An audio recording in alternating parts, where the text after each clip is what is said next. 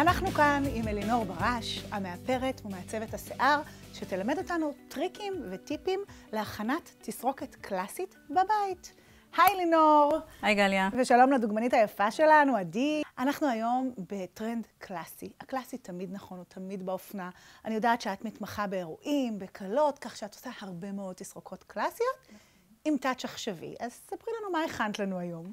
זו תסרוקת שהיא כאילו קצת שקר כזה, שאפשר בקלות לעשות אותה בבית בצורה מוצלחת. מה שעושים זה בעצם משאירים את כל המסגרת של השיער בחוץ, לא סוגרים אותו, את הפוני ואת הצדדים, ואז אוספים את הכל לקוקו מתוח טוב טוב טוב טוב, עם ג'ל או איזשהו וקס ככה לאסוף את הכל.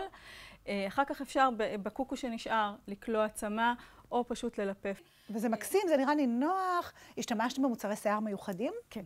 אז יש שני סוגי ספריים שהם, הקטע הכי חשוב בעצם באירועים, זה הספרי, זה העמידות, שזה יחזיק לאורך השעות. אז יש לנו את הספרי החזק, המקבע בעצם, שאני סוגרת איתו אני שמה אותו בשלבים השונים של התסרוקת ובסוף סוגרת. וזה אומר שגם קלה של אוגוסט, או מישהי שיוצאת למסיבה פרועה ומזיעה, התסרוקת נשארת במקום. זה ספרי של פול זה מיטשל. של פול מיטשל.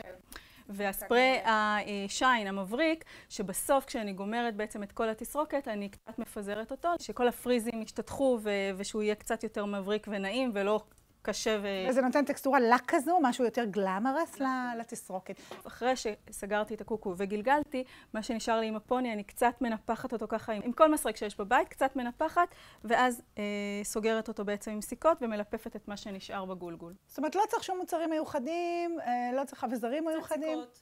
וקצת לאהוב את עצמך בנות, להשקיע.